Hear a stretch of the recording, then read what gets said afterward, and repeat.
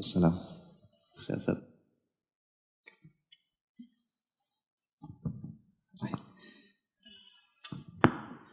Apa kabar Ustaz? Ya, bukhair. Alhamdulillah, Masya Allah. Ustaz, terima kasih banyak atas waktu antum nih, Masya Allah. Sama-sama, Masya Allah. Baik Ustaz, kita akan memanfaatkan waktu kita bersama untuk bisa menikmati sajian ilmu yang akan antum sampaikan dengan temanya, dengan tema indahnya Islam. Kepada Ustaz kami persilakan. Pak Tafadhol, masykur. Assalamualaikum warahmatullahi wabarakatuh. Alhamdulillah, wassalatu wassalamu ala rasulillah, Nabiyina Muhammadin wa alihi wa sahbihi wa man walah. Asyhadu an la ilaha illallah wahdahu la syarikalah, asyhadu anna Muhammadan abduhu wa rasuluh, amma ba'd. Ini kalau siang-siang gini biasanya suka pada ngantuk. Nanti kalau ada yang ngantuk, anak tunjuk gak apa-apa ya? Hah? Setuju gak? Benar ya? Kecuali kalau anak yang ngantuk nggak ada yang nunjuk. Habis makan domba Afrika soalnya. Taib ikhwata Islam azani Allah wa yakum. Islam itu indah. Yakin nggak Islam itu indah? Dari mana? Kok tahu-tahu yakin? Dari mana kita tahu Islam itu indah? Pertama, karena yang menurunkannya yang maha indah. Allah maha indah tidak? Allah al-jamil, yuhibbul jamal. Allah itu kata Rasulullah, jamilun yuhibbul jamal. Indah dan mencintai apa? Keindahan. Makanya kalau kita melihat pemandangan alam yang luar biasa, indah sekali. Kalau kamu naik pesawat melihat awan, indah sekali. Di waktu malam kita melihat bintang berkelip-kelip, indah sekali. Allah menciptakan berbagai macam binatang-binatang terlihat indah. Antum melihat harimau dengan warna-warninya yang luar biasa, walaupun serem ya. Antum melihat ular sanca, apalagi sanca batik, terlihat Masya Allah. Apalagi kalau kita melihat bunga dengan berbagai macam warna-warninya, terlihat akan bukti keindahan Sang Pencipta. Maka karena Allah itu indah, pasti syariatnya indah dong. Pasti semua peraturan-peraturannya indah. Agama yang Allah turunkan ini pasti indah sekali. Tapi tentunya yang bisa mengetahui dan merasakan keindahan Islam hanyalah orang-orang yang mau berfikir. Makanya Allah Subhanahu wa taala mengatakan di dalam Al-Qur'an apa? Inna fi khalqis samawati wal ardi waqtilafil laili wan nahar laayatin liulil albab. Sesungguhnya dalam penciptaan langit dan bumi, pergantian siang dan malam, sungguh benar-benar terdapat tanda-tanda kekuasaan Allah bagi orang yang punya pikiran. Berarti orang yang tidak mau menggunakan akal pikirannya, ia tidak akan merasakan keindahan Islam. Yang ia tahu, Islam tuh banyak larangan. Zina diharamkan, riba haram, ini haram, itu haram. Sehingga bagi sebagian orang nganggap apa? Apaan sih ini? Mengekang. Ini enggak boleh, itu enggak boleh. Kayaknya agama ini tidak indah. Tapi kalau orang mau berpikir secara rasio dia yang sehat, dia akan dapatkan ternyata semua perintah Allah, larangan Allah itu luar biasa, Pak. Semua yang Allah larang, contoh misalnya Allah melarang riba. Kenapa Allah melarang riba? Kalau kita pikirkan, Pak, riba itu hakikatnya memakan harta manusia dengan tanpa hak. Dan riba itu zalim. Dan itu berakibat tentunya pasti akan mengakibatkan dicabutnya keberkahan harta. Kalau kita pikirkan lagi bagaimana Allah Subhanahu wa taala melarang zina. Kenapa kok zina diharamkan? Karena zina bisa merusak keturunan. Karena bisa zina ya menimbulkan berbagai macam penyakit, kerusakan moral dan yang lainnya. Kalau kita pikirkan semua yang Allah larang, pasti secara akal sehat kita akan bisa menemukan bahwasanya semua itu ternyata mudorotnya lebih besar dibandingkan dengan manfaatnya.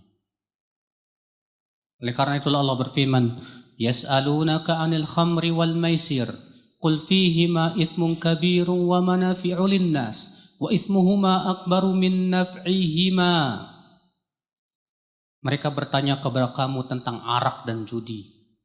Katakan di dalam arak dan judi terdapat manfaat-manfaat untuk manusia. Dan terdapat dosa. Dan dosanya lebih besar daripada manfaatnya. Allah mengatakan arak dan judi itu ada manfaatnya loh. Tapi kamu dalam menilai jangan cuma satu sisi. Melihat sebatas manfaat tapi tidak melihat apa? Mudorotnya. Salah. Kalau kita hanya melihat ini ada manfaatnya loh. Kemudian kita menutup mata dari apa? Mudorot-mudorotnya. Pak. Ternyata Allah mengatakan arak dan judi itu lebih banyak mudorotnya dibandingkan dengan apa? Manfaatnya. Maka Allah haramkan. Makanya Islam itu Pak selalu mempertimbangkan antara maslahat dan mudorot. Semua yang maslahatnya murni atau semua yang maslahatnya lebih besar itu diperintahkan dalam Islam. Dan semua yang mudorotnya murni atau mudorotnya jauh lebih besar, maka itu dilarang dalam Islam.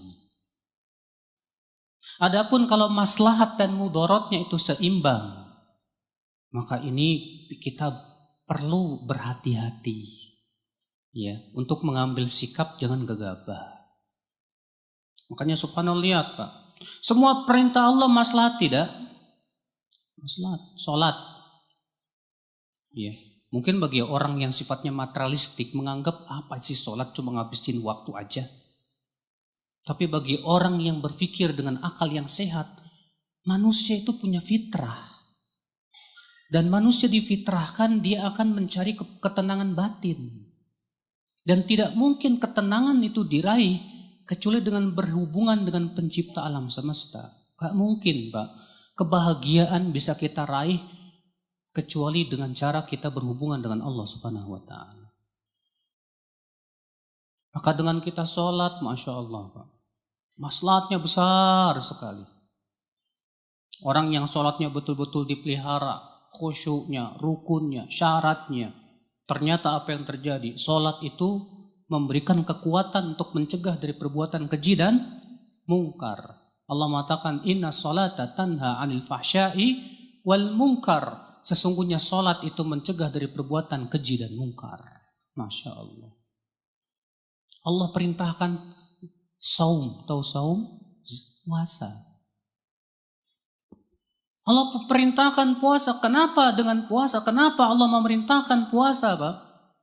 Karena Allah yang menciptakan manusia, Allah yang paling tahu tentang ciptaannya. Ini perut manusia ini kalau dipenuhin makanan terus, Pak, bisa error. Iya. Sumber penyakit banyak datang dari makanan loh. Dari makanan. Setiap makanan pasti mengandung racun loh, Pak. Ya, walaupun racunnya nilainya sedikit, tapi setidaknya itu kalau lama-lama menumpuk-numpuk terus bisa berbahaya. Maka Allah syariatkan saum Ramadan, membersihkan lagi. Iya. Selain itu, saum juga bisa mempersempit syahwat. Sehingga dengan syahwat kita yang disempitkan, kita lebih bisa maksimal beribadah kepada Allah Subhanahu wa ta'ala. Berapa banyak maslahat yang bisa kita rasakan dari saum. Ya tidak? Iya Allah. Bapak-bapak, ya. Allah memerintahkan berbakti kepada orang tua. Bagaimana maslahat yang besar dari berbakti kepada orang tua? Allah memerintahkan untuk berucap kata-kata yang baik, sopan dan santun serta lembut. Sampai-sampai ketika Allah memerintahkan Nabi Musa dan Nabi Harun untuk menasihati Fir'aun. Allah mengatakan apa? Idhaba ila fir'auna innahu tagha faqula lahu qawlan layyinan la'allahu yatadhakkaru aw yakhsha. Pergilah kalian berdua kepada Fir'aun karena ia sudah melampaui batas. Ucapkan kepada Fir'aun dengan ucapan yang lemah lembut. Mudah-mudahan ia mau ingat atau takut. Masya Allah, lihat Pak. Ya. Kata Imam Abu Ja'far At-Tabari apa? Imam Ibn Katsir dalam tafsirnya. Hadhihi mau'izatun 'azimah. Ya, ini peringatan yang besar dari Allah Subhanahu wa taala. Bayangkan Allah mensifati Firaun itu sudah sangat melampaui batas, Pak. Bahkan ngaku dirinya Tuhan, membunuh anak-anak Banu Israel. Ya.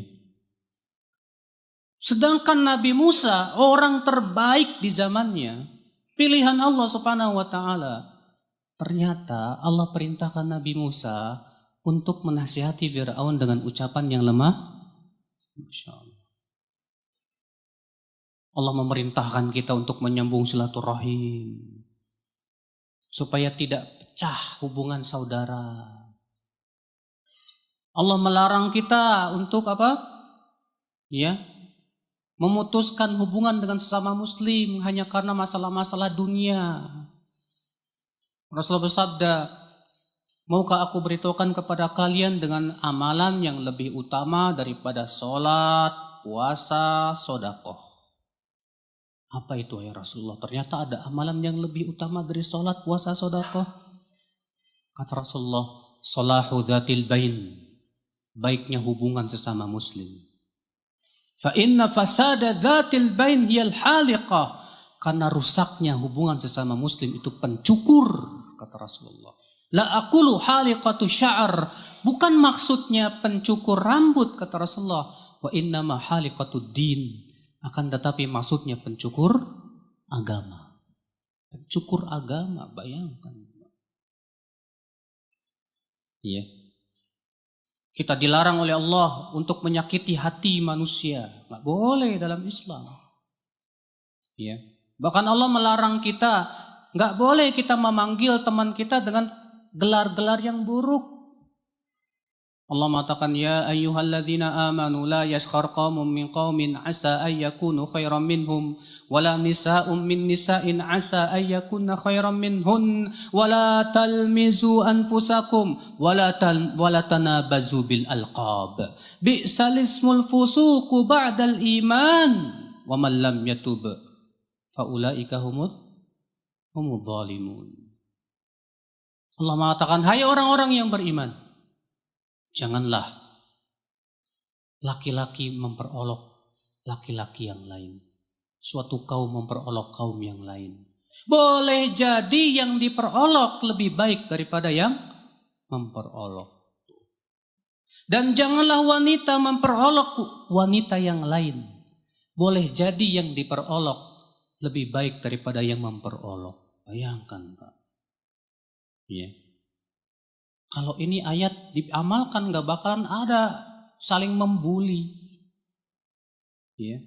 Saling memperolok. Gak bakalan ada.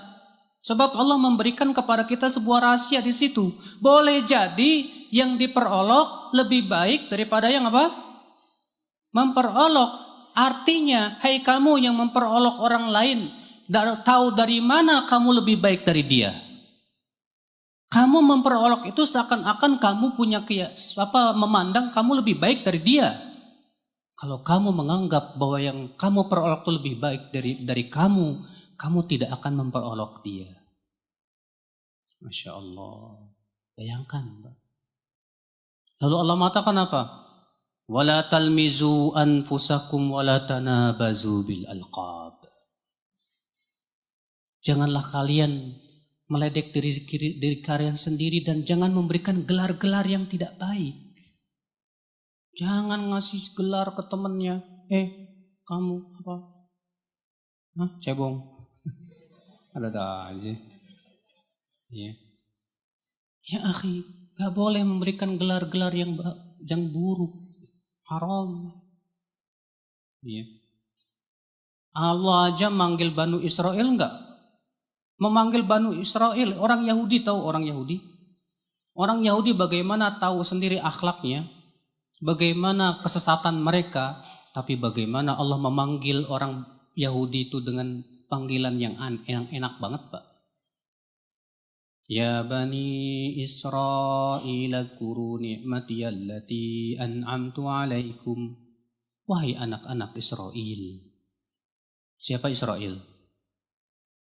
Nabi Yakub. Seakan-akan Allah mengatakan, hai anak-anak Nabi. Rasanya gimana kalau antum dipanggil? Hai anak bangsawan. Tersanjung banget kayaknya ya. Lihat orang Yahudi yang begitu sangat durhakanya kepada Nabi Musa alaihissalam, sangat permusuhannya kepada Rasulullah, ternyata masih dipanggil dengan nama yang lembut. Ya Bani Israel, hai anak Israel. Subhanallah. Lihat, Al-Quran memberikan kepada kita ajaran yang sangat indah, bukan? Dalam hal akhlak. Makanya Allah mengatakan bi'sal ismul fusuku ba'dal iman. Seburuk-buruk nama itu kefasikan setelah iman. Wa man lam yatub, siapa yang tidak mau taubat dari perbuatannya tersebut, maka mereka itu orang-orang yang zalim. Habis saya kesal Ustaz, saya disebut cicak. Saya panggil dia toke. Ya akhi, ternyata Rasulullah melarang kita untuk kalau ada yang mencaci, kalau bisa jangan balas dengan cacian, kalau bisa. Kata Rasulullah, wa ini mru'un syatamaka aw ayyaraka bi amrin ya'lamu fika.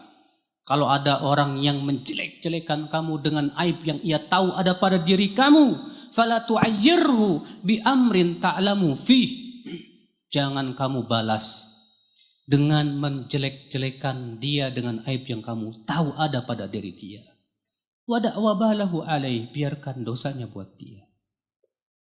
Indah kan? Padahal kalau dia meledek kita, lalu kita balas dengan ledekan yang sama, boleh aja dalam Islam. Tapi masalahnya Pak, Allah membolehkan itu kalau kadarnya sama. Allah mengatakan apa? Wa jazaa'u sayyi'atin sayyi'atun mithluha. Balasan perbuatan buruk adalah perbuatan buruk yang sama. Jangan bobo. Balasan perbuatan buruk adalah perbuatan buruk yang sama. Antum kalau diejek bisa enggak membalas dengan yang sama? Susah. Cicak lo, toke. Sama enggak Pak? Beda. Lebih parah. Iya. Kita diejek tuh panas loh Pak. Kurang ajar. Saya bisa mengejek dengan lebih keras loh. Padahal dalam Islam haram seperti itu. Kalau kita membalas dengan yang lebih, kita yang zalim berarti. Makanya ketika Rasulullah didoakan oleh seorang Yahudi, ada orang Yahudi lewat, orang Yahudi berkata apa? Assalamu alaik. Apa kata Rasulullah? Wa alaik. Sampai situ. Lewat lagi, assalamu alaik. Kata Rasulullah apa? Wa alaik. Rupanya Aisyah dengar. Marah Aisyah. Apa kata Aisyah? Alaikumussalam wa la'nah ya abna al-qirada wal khanazir. Atas kalian kematian dan laknat hai anak-anak kera dan babi. Mendengar itu Rasulullah berkata kepada Aisyah, malam ya Aisyah, enggak boleh gitu Aisyah. Kata Aisyah, apa engkau tidak mendengar ucapan mereka ya Rasulullah? Aku mendengar kata Rasulullah. Dan aku sudah menjawabnya yang sama. Rasulullah malah mengingkari Aisyah karena Aisyah mendoakan yang lebih. Makanya Allah mengatakan wa jazaa'u sayyi'atin sayyi'atun mithluha, balasan keburukan dengan keburukan yang sama. Faman afa, tapi siapa yang memaafkan. Wa aslaha, dan berbuat islah. Fa ajruhu 'ala Allah, maka pahalanya Allah yang akan tanggung dia. Subhanallah. Lihat betapa indahnya Islam, Pak. Ya, sampai-sampai kalau ada orang yang mencaci maki kita, memburuk-burukan kita, jangan dibalas dengan yang sama. Udah diemin aja lah. Toh kalau dia mencaci maki kita sebetulnya tidak mudarat buat kita. Mudaratnya buat dia, Mas. Gak membahayakan kita. Gak, insya Allah. Cuma masalahnya panas doang nih hati nih. Kusel. Masa saya disebut toke. Nah, saudara-saudaraku sekalian, ikhwata Islam. Lihat Islam mengajarkan kepada kita keindahan akhlak. Iya. Islam melarang kita untuk mengambil harta manusia dengan tanpa hak. Dengan cara apapun. Tidak boleh. Sekecil apapun harta manusia yang kita ambil, di hari kiamat pasti Allah tagih dia. Kata Rasulullah, man kanat indahu maglamah ala akhih falyatahallal minhul yaum. Siapa yang pernah menzalimi saudaranya di dunia ini, mintalah maaflah hari ini juga. Qabla an yakuna thamata dinarun wala dirham. Sebelum nanti di hari kiamat sudah tidak ada lagi dan tidak bisa membayar lagi dengan dinar dan dirham. Subhanallah ya akhwal Islam. Bayangkan akhlak kita diperintahkan oleh Al-Quran dengan akhlak yang sangat indah, luar biasa. Ketika kita berhadapan dengan teman kita, tidak boleh menyakiti hati dia dengan ucapan apapun juga. Ketika ia di belakang kita, diharamkan kita menggibah dia. Ketika ia sudah meninggal dunia, kita tetap tidak boleh untuk menjelek-jelekan dia. Subhanallah. Bagaimana tidak indah ikhlas Islam ini ya Allah. Maka dari itulah saudaraku sekalian, semua perintah Allah berupa ibadah, itu pun juga tujuannya adalah untuk memperbaiki manusia, bukan sama sekali untuk merusak manusia. Mana ada orang jadi rusak gara-gara ibadah? Ada? Sebutkan satu saja, gara-gara dia sholat jadi rusak. Nggak ada. Iya. Sudah begitu Masya Allah Pak. Allah mensyariatkan ibadah kepada hamba-hambanya itu nggak berat loh Pak. Sholat 5 waktu. Sehari semalam cuma 5 waktu. Itu satu sholat berapa menit? 10 menit. Masya Allah. 10 menit itu termasuk lama loh. Kalau satu sholat 10 menit, berarti kalau 5 sholat berapa menit? 50 menit. 50 menit dibagi di 5 waktu. Dari 24 jam. Mudah tidak? Mudah. Allah tidak syariatkan sholat 50 waktu. Tadinya 50 waktu. Lalu Rasulullah minta terus kepada Allah supaya dikurangi sampai Allah kurangi sampai jadi 5. Sebagai bentuk kasih sayang Allah kepada hamba-hambanya. Masya Allah. Allah wajibkan zakat hanya kepada harta-harta tertentu saja. Kalau antum punya mobil, ternak mobil misalnya. Masya Allah. Iya. Mobilnya tidak digunakan untuk perdagangan dan yang lainnya. Antum punya rumah, nggak ada zakatnya. Iya. Antum ternak bebek sampai ribuan, nggak ada zakatnya. Antum ternak ayam sampai ribuan, nggak ada zakatnya. Mudah kan? Yang Allah wajibkan dari harta emas, perak. Itu pun juga kalau sudah sampai nisabnya. Kalau sudah sampai nisab disuruh nunggu lagi setahun. Bayangkan bagaimana Islam tidak mudah. Iya. Maka dari itulah yang Islam azan ya Allah wa yakum. Rasulullah SAW Menyuruh seorang muslim itu menyukai untuk saudaranya apa yang ia sukai untuk dirinya. Kata Rasulullah apa? La yu'minu ahadukum hatta yuhibba li akhi ma yuhibbu li nafsihi minal khair. Tidak beriman seseorang dari kalian sampai ia menyukai saudara untuk saudaranya apa yang ia sukai untuk dirinya dari kebaikan. Apa yang kita tidak suka untuk diri kita, jangan Anda suka untuk orang lain. Apa yang kita suka untuk diri kita, sukailah untuk orang lain. Masya Allah. Antum suka enggak kalau dikasih rezeki sama Allah? Suka? Suka. Maka kalau kita melihat saudara kita dikasih rezeki, harus suka juga dong. Terkadang kita malah panas. Melihat teman kita punya mobil, mudah-mudahan rusak tuh mobilnya. Dengki. Ya. Orang yang beriman gak begitu.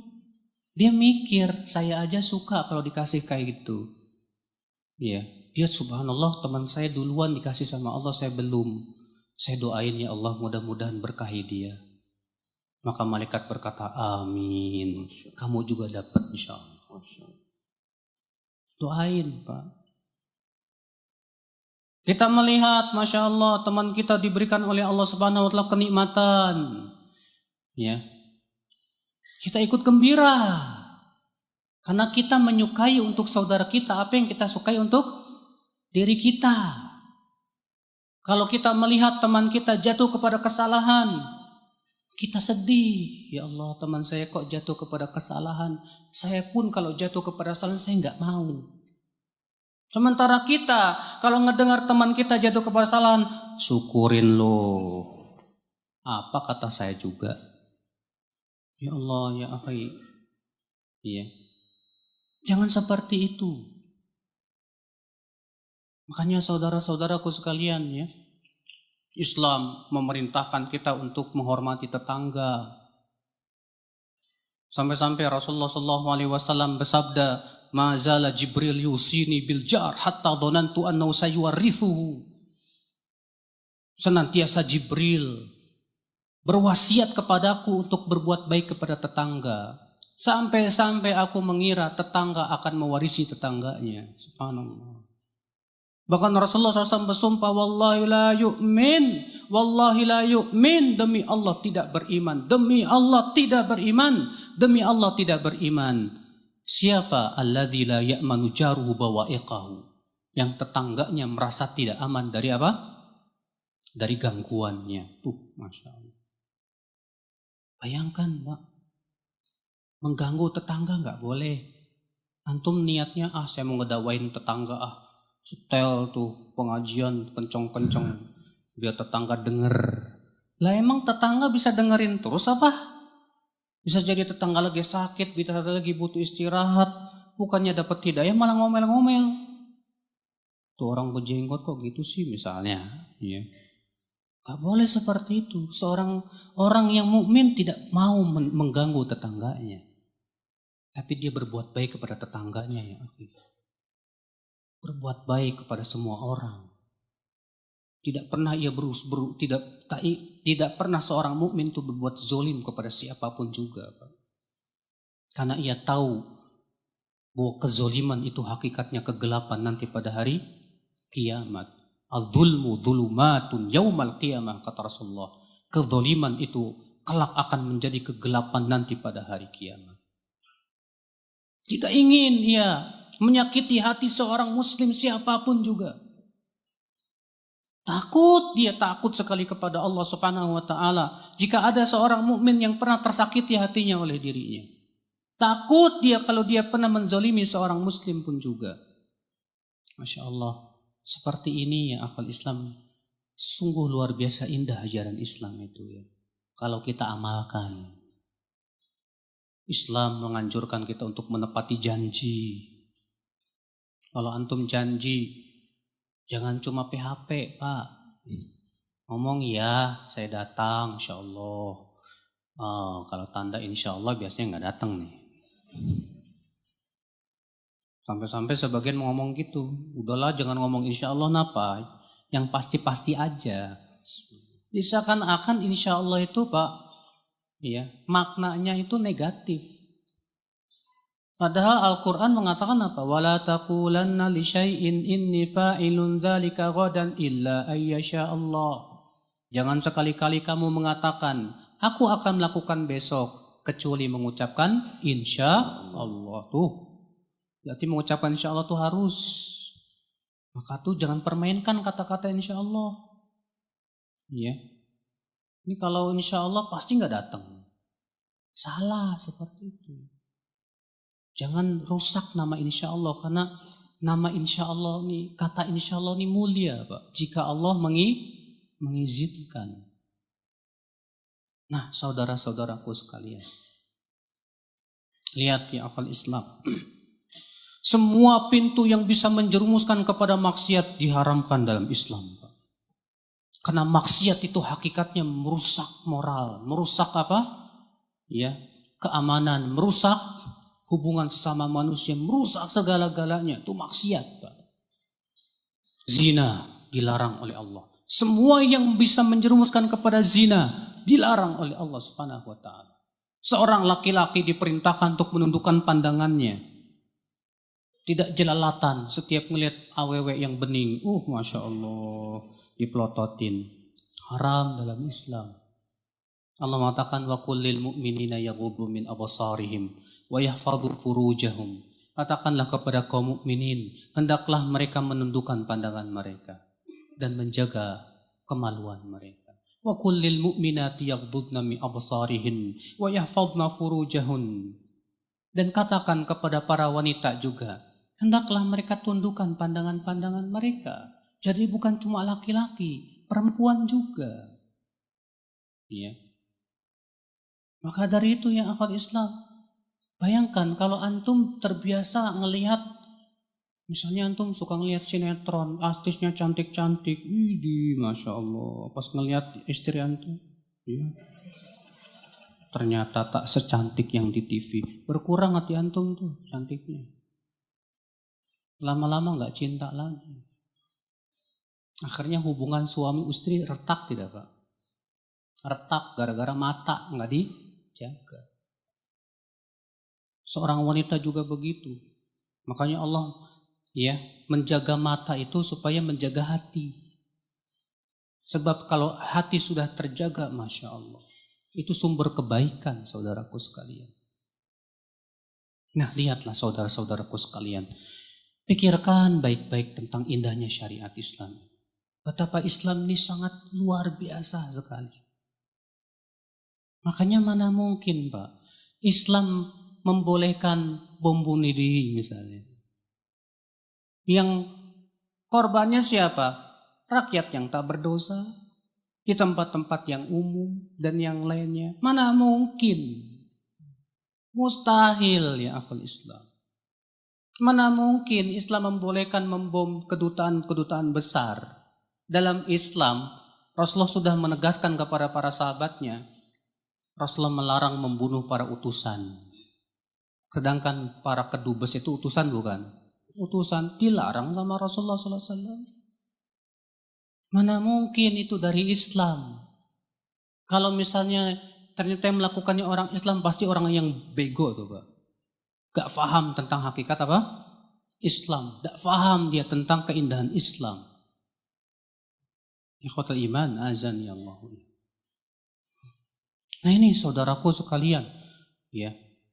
Kita lihat, silakan gunakan akal pikiranmu untuk betul-betul merenungi tentang hakikat perintah-perintah Allah Subhanahu wa taala yang luar biasa. Renungi semua, kenapa Allah mengharamkan zina, kenapa Allah mengharamkan mencuri, kenapa Allah mengharamkan riba, kenapa Allah mengharamkan semua keharaman itu. Pikirkan baik-baik, jangan pikirkan dengan syahwatmu. Tapi pikirkan dengan akal sehatmu. Kenapa ini haram? Ada apa hikmah-hikmah di balik itu semua? Kenapa Allah haramkan? Pasti di sana mudaratnya jauh lebih besar daripada apa? Manfaatnya. Ya enggak Pak? Pak, jangan bobo.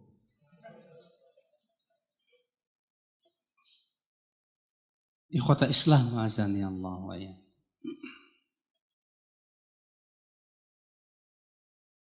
Kalau kita perhatikan saudara-saudaraku sekalian,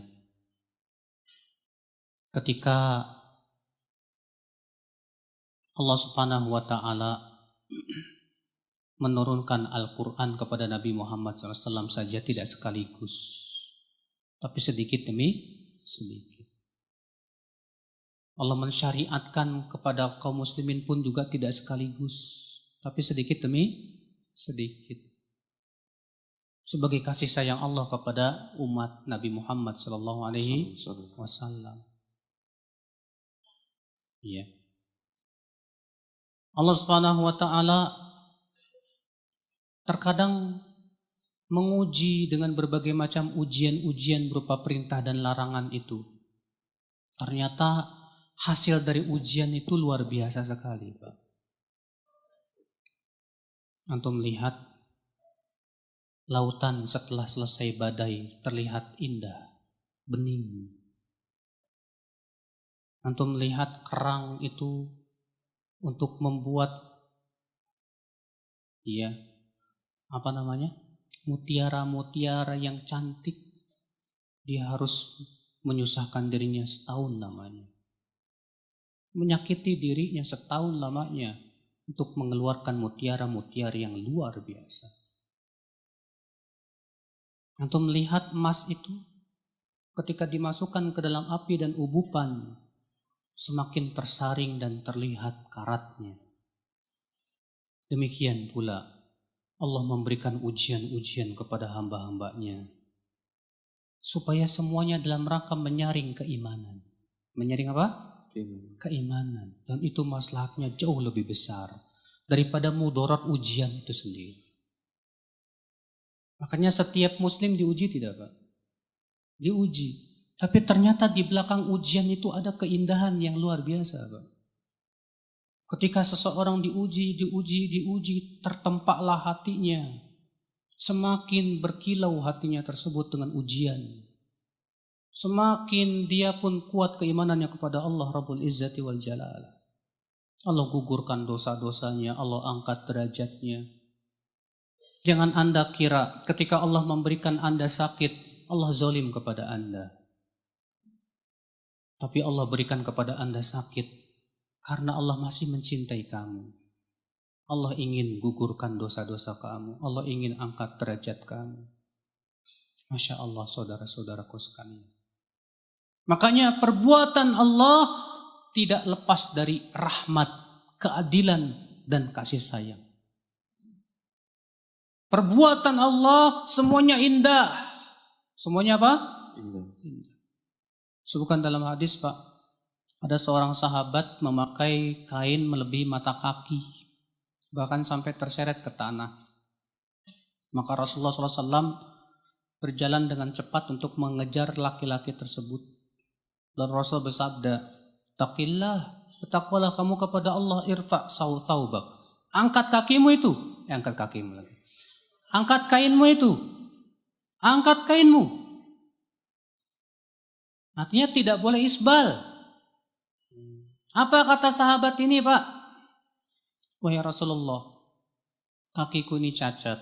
Wa inna rukbataya tastok. Dengkul saya ini kalau berjalan tuh beraduh ya Rasulullah. Malu dia. Apa kata Rasulullah? Dengarkan ucapan Rasulullah. Kata Rasulullah, kullu khalqillahi hasan. Semua ciptaan Allah itu indah. Walaupun walaupun mungkin di mata kita itu kurang indah, tapi hanya Allah yang Maha tahu hikmah di balik itu semua. Kata Rasulullah apa? Semua ciptaan Allah itu indah. Angkat kainmu. Masya Allah. Luar biasa ikhwatul Islam. Azani Allah wa iyyakum. Maka inilah yang akan Islam syariat yang luar biasa, yang paripurna, yang sangat sempurna. Maka Islam telah Allah sempurnakan. Allah berfirman, "Al-yauma akmaltu lakum dinakum wa atmamtu alaikum ni'mati wa raditu lakumul Islam dina." Pada hari ini aku telah sempurnakan untukmu agamamu. Berarti Islam itu sudah sempurna. Karena Islam sudah sempurna berarti semua perkara sudah diatur dalam Islam. Tidak ada satupun perkara kecuali semuanya sebetulnya sudah ditinggalkan ilmunya oleh Rasulullah sallallahu alaihi wasallam. Abu Dzar berkata, "Tarokana Rasulullah wa ma ta'irun yuqallibu bi janahihi fil hawa illa wa dzakara fihi ilman." Kata Rasulullah sallallahu alaihi wasallam apa? Rasulullah meninggalkan kita dalam keadaan tidak ada seekor burung pun mengepakkan sayapnya di udara kecuali Rasulullah sudah menyebutkan ilmunya padanya. Beliau bersabda, "Ma baqiya syai'un yuqarribukum ilal jannah wa yubaidukum 'anil nar illa waqad bayyantuhu lakum."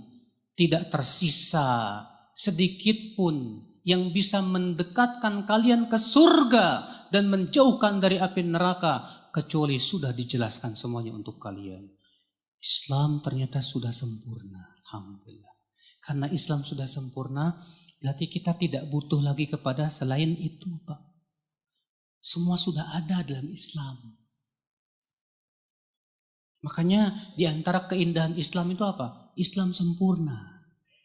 Sampai-sampai ada orang Yahudi berkata kepada Amirul Mukminin Umar bin Khattab, "Ya Amirul Mukminin, lau iyaya fi kitabikum lau nazalat alaina ma'syaral yahud lattakhadnaha 'idan." Wahai Amirul Mukminin, ada satu ayat dalam kitab suci kalian itu. Kalaulah ayat itu turun kepada kami orang Yahudi, kami akan jadikan itu sebagai hari raya. Umar bertanya, ayat apa? Kata Yahudi ini, "Al-yawma akmaltu lakum dinakum." Pada hari ini aku telah sempurnakan untukmu agamamu. Masya Allah, orang Yahudi nganggap ini nikmat besar banget, Pak. Sampai-sampai orang Yahudi berkata kepada Umar bin Khattab, itu ayat kalau turunnya ke kami akan jadikan sebagai apa? Perayaan. Iya. Kenapa? Karena ini menunjukkan nikmat Allah yang luar biasa kepada kita umat Islam. Islam sudah sempurna, alhamdulillah.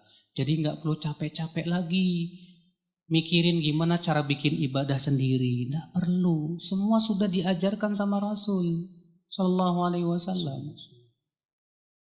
Ya, semua sudah diajarkan. Ada seorang datang kepada Salman Al-Farisi. Apa kata orang itu? "Inna nabiyakum qad 'allamakum kulla syai'in hatta al-khira'ah." Nabi kamu itu sudah mengajarkan segala sesuatu sampai tata cara buang air loh. Apa kata Salman? Ajal, benar sekali.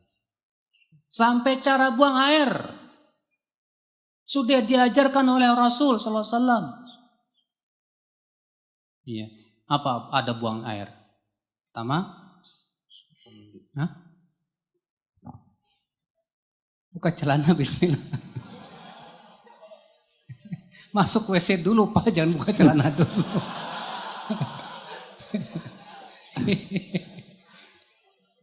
Masuk WC, doanya apa? Allahumma barik lana bima razaqtana. Allahumma inni a'udzubika minal khubuthi wal khaba'ith. Baru buka celana. Iya. Jangan menghadap ke kiblat atau membelakangi kiblat. Ketika buang air jangan berzikir kata para ulama. Ya, ini pendapat jumhur. Kemudian setelah itu cebok, nggak boleh pakai tangan kanan. Harus pakai tangan apa? Kiri. Setelah selesai itu kita keluar WC baca apa? Ghufranaka. Dahulukan kaki kanan. Tuh lihat bagaimana Islam buang air aja diperhatikan banget. Bahkan Rasulullah mengancam orang yang tidak berhati-hati dari percikan air kencing itu akan terkena azab kubur. Kata Rasulullah, "Istanzihu minal baul fa inna 'amata 'adzabil qabri minhu." Hati-hati kamu dari air kencing. Karena kebanyakan azab kubur itu gara-gara air kencing, kata Rasulullah SAW. Masya Allah. Bagaimana cara makan diatur dalam Islam. Bagaimana cara minum, cara tidur, adab-adabnya. Sampai sekecil apapun Islam sudah mengaturnya, Pak. Alhamdulillah, sempurna. Islam sudah apa? Sempurna. Kalau cara buang air saja sudah diatur, apalagi yang lebih besar dari itu. Itu semua sudah diatur dalam Islam, Pak. Makanya kita bahagia, alhamdulillah, kita diberikan oleh Allah agama yang luar biasa sempurna ini, Pak. Maka masuklah Islam, masuk Islamlah secara kafah, secara sempurna, secara universal, jangan sebagian-sebagian. Allah mengatakan, ya ayyuhalladzina amanu khulu fis silmi kafah. Hai orang-orang yang beriman, masuk Islamlah kalian secara kafah. Apa itu kafah? Sempurna, Masya Allah. Inilah saudaraku, agama kita. Agama yang sangat menjunjung kemanusiaan. Agama yang sangat menghormati manusia. Inilah Islam, saudaraku sekalian. Agama yang menganjurkan keadilan dan melarang kezoliman. Tidak ada keadilan kecuali wajib ditegakkan. Sampai-sampai kepada karib kerabat pun Islam memerintahkan kita apa? Ya, tidak berat sebelah. Allah mengatakan wala yajrimannakum syana'anu qaumin ala alla ta'dilu. Jangan sampai kebencian kamu kepada suatu kaum menyeret kamu untuk tidak bersikap adil. I'dilu, tetaplah kamu berbuat adil.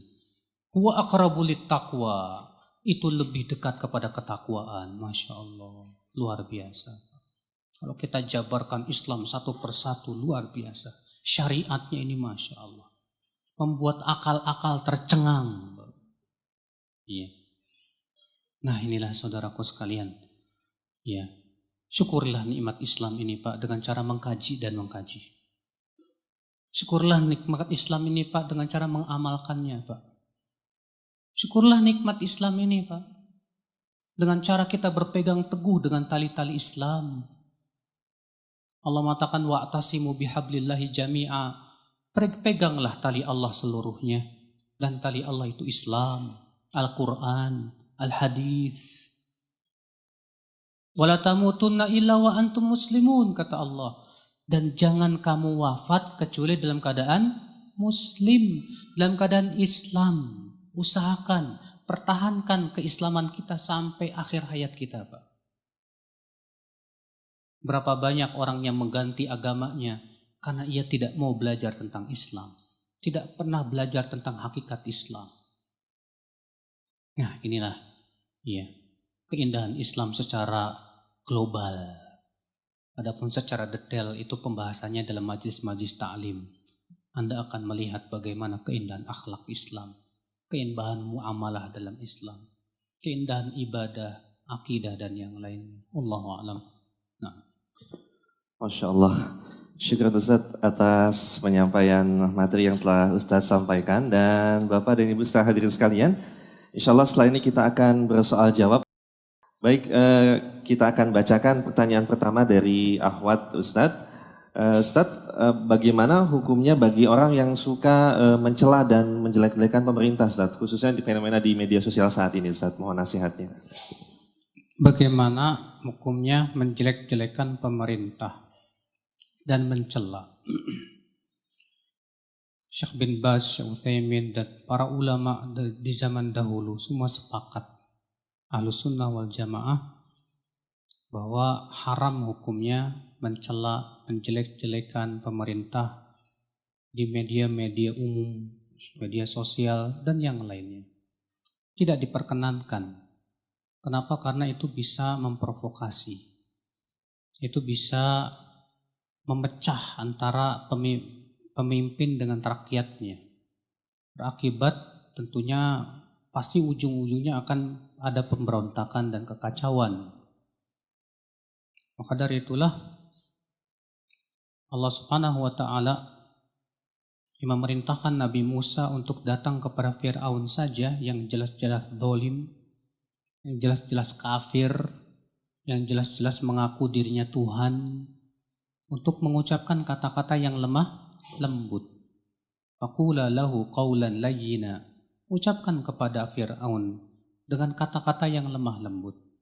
Kalau kepada Fir'aun saja yang jelas kafirnya, yang jelas zolimnya, disuruh berkata lemah lembut, bagaimana kepada pemimpin yang masih muslim, masih sholat? Maka tentu ya Islam melarang kita untuk mengucapkan ujaran-ujaran yang tidak baik, kata-kata yang tidak baik. Seorang muslim ya bukanlah orang yang pertama kali melakukan fitnah dan menyebarkan fitnah. Karena cacian makian kepada pemerintah itu sebetulnya hanya akan menimbulkan fitnah saja. Oleh karena itulah seorang sahabat yang bernama Usamah bin Zaid pernah ditegur oleh seseorang. Kenapa kamu tidak menasihati Uthman? Kata Usamah apa?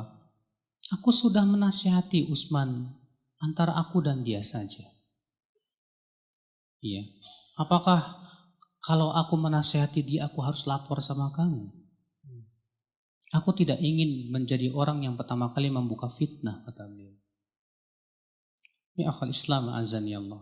Sampai Imam Al-Barbahari dalam kitab beliau Syarhus Sunnah ketika menyebutkan ciri Ahlus Sunnah siapa? Kata beliau, idza ra'aita rajulan yad'u 'ala lis-sultani fa innahu min ahli sunnati insyaallah. Wa idza ra'aita rajulan yad'u 'ala sultani fa innahu min ahli al-hawa fahdharhu. Kalau kamu melihat ada orang yang mendoakan kebaikan untuk penguasa, dia insyaallah termasuk Ahlus Sunnah. Kalau kamu melihat ada orang yang selalu mendoakan kecelakaan kepada penguasa, maka itu tanda dia ahli hawa. Maka waspadalah kamu darinya. Demikian Imam Al-Barbahari dalam kitab beliau Syarhus Sunnah. Beliau wafat pada tahun 373 Hijriah atau 329 Hijriah. Bayangkan saudara-saudaraku sekalian.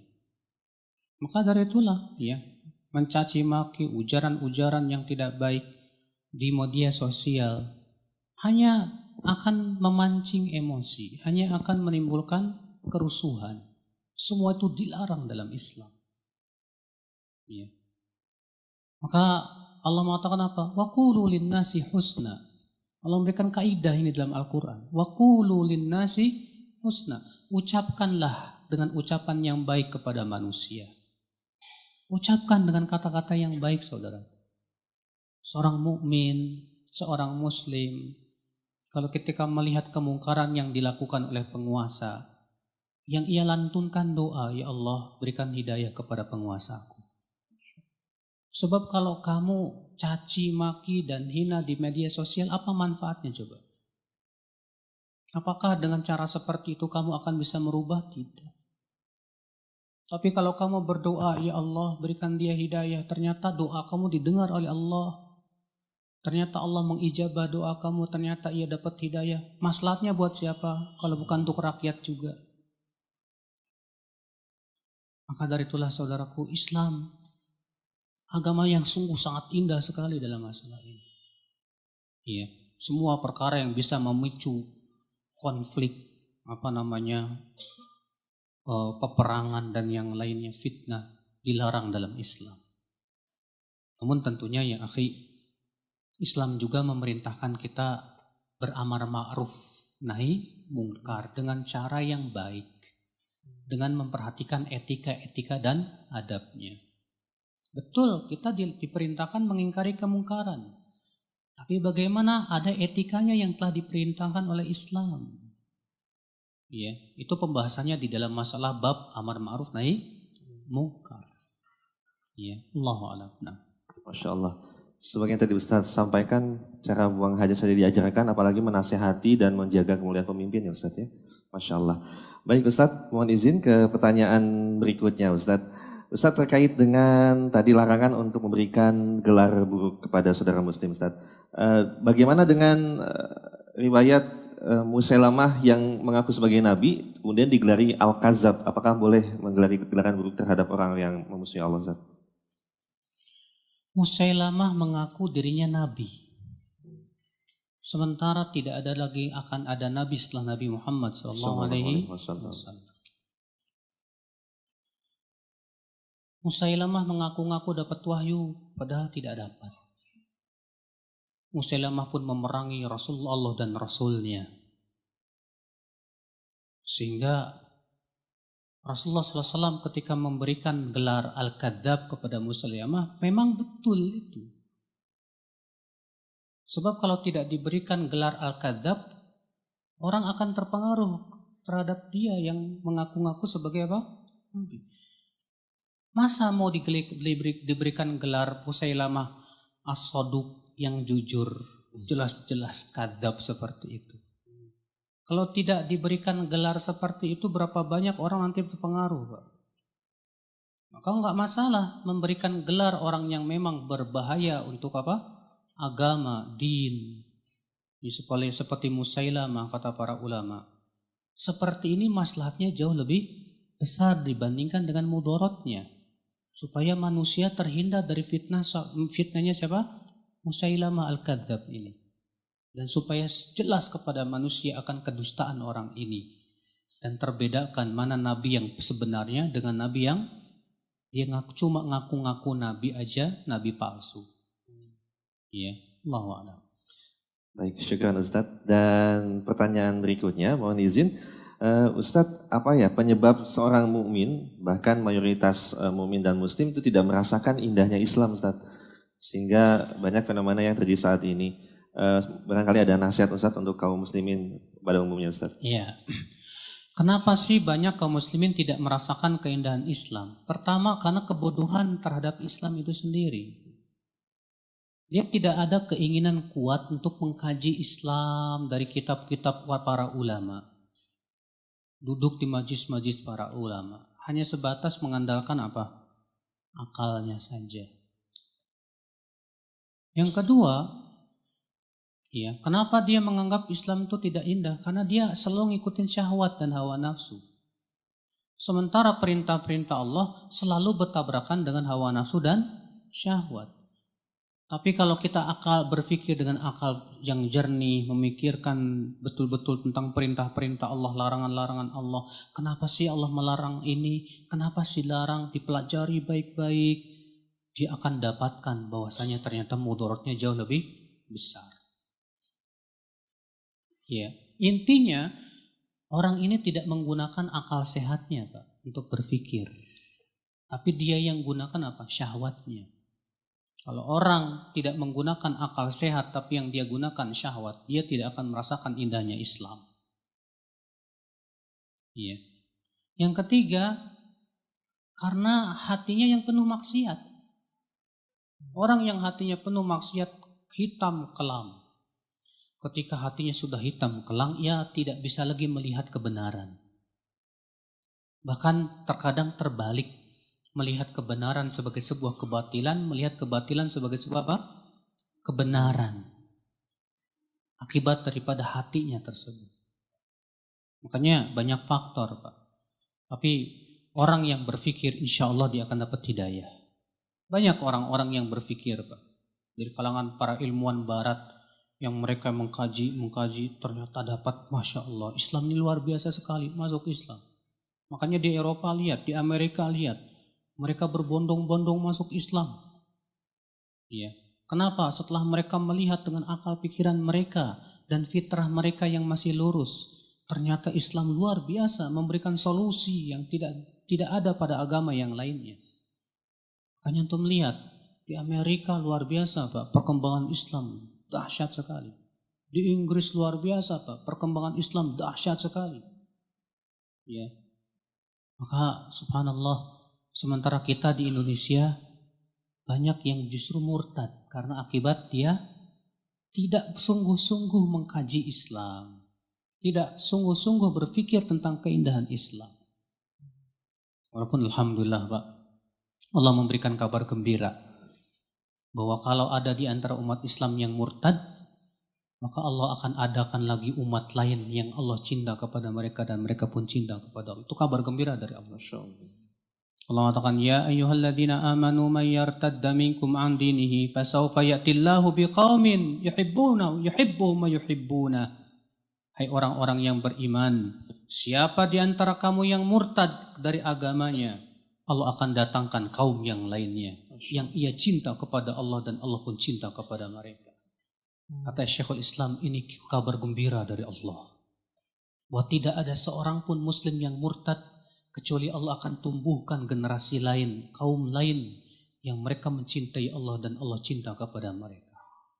Makanya lihat Pak, sekarang Islam jumlah terbesar di dunia sekarang. Di Eropa, agama yang paling pesat pertumbuhannya Islam. Di Amerika, agama yang paling pesat pertumbuhannya apa? Islam. Dan itu Rasulullah sudah memberitahukan. Bapak tahu ya, Rasulullah mengabarkan nanti kaum muslimin akan kembali merebut Konstantinopel. Itu menunjukkan bahwa nanti Konstantinopel akan kembali dikuasai orang kafir. Dan Bapak tahu dalam hadis riwayat tersebut, siapa yang kembali merebut Konstantinopel? Ternyata Banul Asfar, orang-orang Eropa yang masuk Islam. Mereka kuasai dengan takbir saja. Kata Rasulullah, ketika mereka bertakbir, Allahu Akbar, jatuhlah satu bagian.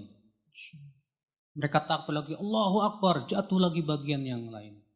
Mereka bertakbir lagi, dikuasai Konstantinopel itu. Ternyata yang melakukannya siapa? Bangsa Eropa yang kuat keimanannya. Iya. Itu Rasulullah sudah kabarkan kepada kita akan keislaman mereka. Iya, Allahu a'lam. Masya Allah. Jawaban Ustaz sangat mencerahkan ya bagi yang merasa khawatir bahwa tidak akan ada lagi kaum yang menyembah Allah ya Ustaz. Iya. Masya Allah. Dalil yang sangat kuat dan gamblang ya Ustaz ya. Masya Allah. Baik Ustaz, dan mohon izin Ustaz, pertanyaan terakhir Bapak Ibu sekalian, sehubungan Ustaz ada kegiatan aktivitas lagi sehingga Ustaz akan meninggalkan tempat, tapi Ustaz mohon izin pertanyaan terakhir Ustaz. Ustaz mohon izin bertanya, saya baru hijrah Ustaz dan masih bingung untuk belajar tentang Islam ini Ustaz. Mungkin ada saran nasihat dari Ustaz untuk saya yang baru mulai belajar Ustaz.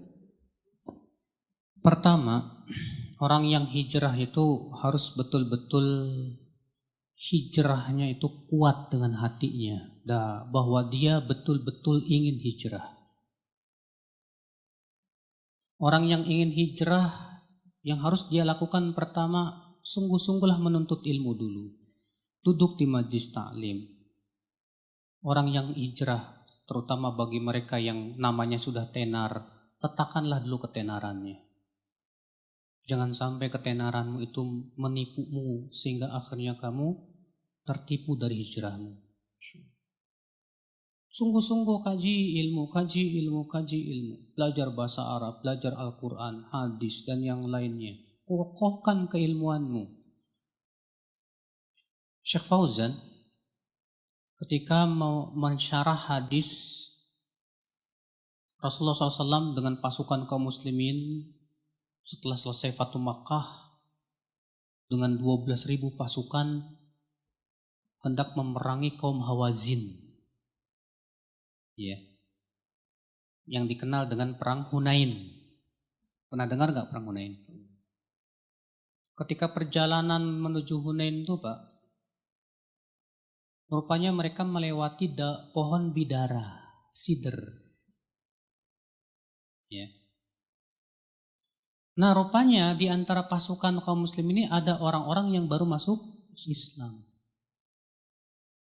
Dan mereka, orang-orang musyrikin Quraisy itu Pak, punya satu pohon ya, yang mereka gunakan untuk ngalap berkah di pohon itu dengan cara menggantungkan senjata mereka supaya berkah. Namanya pohon Dzatu Anwat. Dan itu jelas perbuatan orang-orang musyrikin.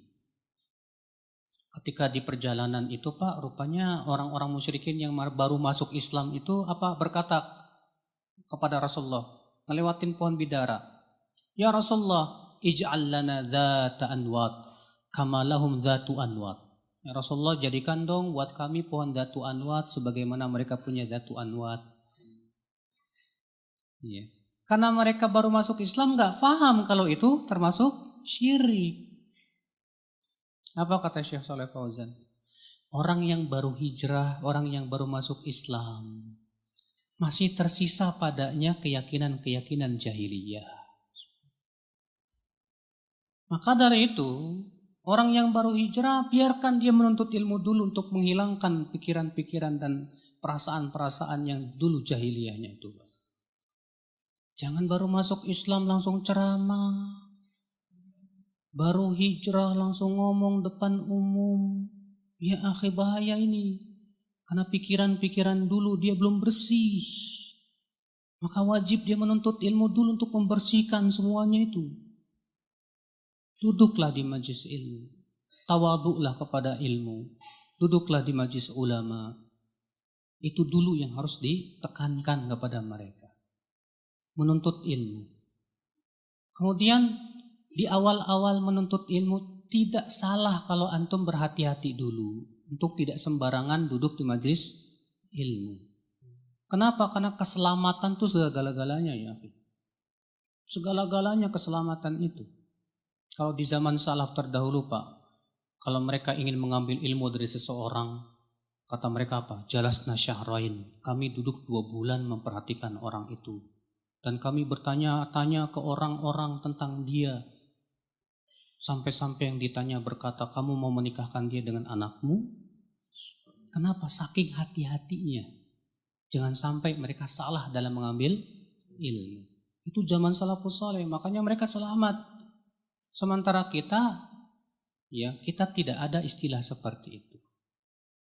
Baru hijrah merasa ilmu kita sudah tinggi. Sehingga merasa punya kemampuan ambil baiknya buang buruknya. Padahal keilmuan kita masih sangat rendah sekali. Ya. Parameter apa yang menjadi parameter kita kalau seperti itu jadinya? Gak masalah kita hati-hati dulu. Supaya selamat di awal-awal. Kalau antum sudah kuat dan kokoh keilmuan antum dan tahu syubhat-syubhat dan jawabannya, silakan. Tapi Imam Ahmad aja yang sudah hafal 1 juta hadis gak berani. Imam Ahmad hafal berapa? 1 juta hadis, melewati majelis Mu'tazilah, ditutup telinganya Pak.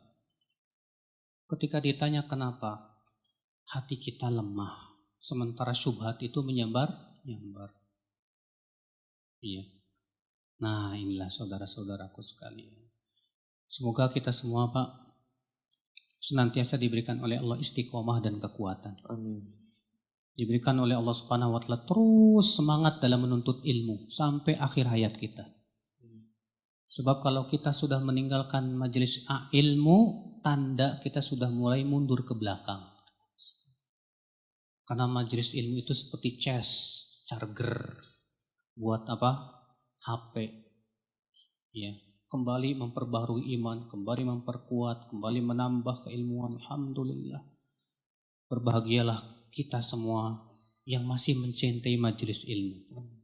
Yang masih berusaha untuk menghadiri taman-taman surga. Karena demi Allah, tidak ada taman yang terbaik di dunia ini dari taman majelis ilmu.